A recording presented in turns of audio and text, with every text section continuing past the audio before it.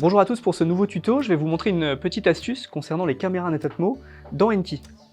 Si je vais ici dans mes objets, j'ai une caméra intérieure, la Welcome de Netatmo.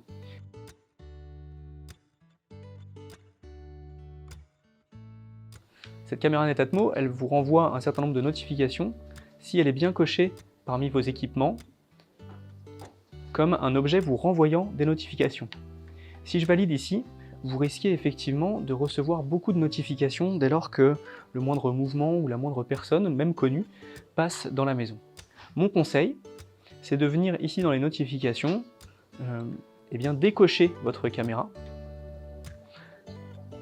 et gérer plutôt les notifications sur la caméra grâce à un scénario.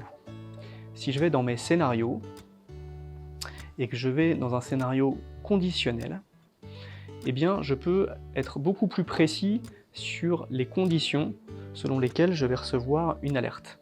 Puisque je peux venir sélectionner ici une personne connue, personne inconnue, mouvement. Par exemple, si je peux sélectionner uniquement personne inconnue pour recevoir en action un SMS.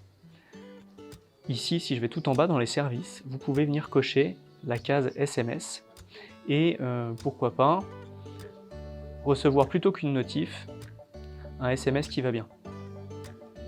Ça peut être très pratique pour éviter d'être spammé en notification sur votre caméra et ne recevoir que les alertes vraiment importantes. Vous pouvez aussi définir une seconde condition. Si vous possédez une alarme Somfy Protect par exemple, vous sélectionnez votre alarme et quand elle est uniquement activée, vous pouvez en fait ici définir que si l'alarme est activée et la caméra détecte une personne inconnue, alors vous recevez un SMS. Et là, vous êtes certain de ne recevoir des informations qu'en cas vraiment d'intrusion détectée, par exemple.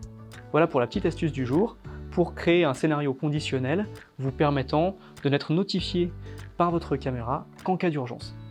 Comme d'habitude, partagez la vidéo, commentez, et puis on reste à votre disposition. À bientôt pour un prochain tuto.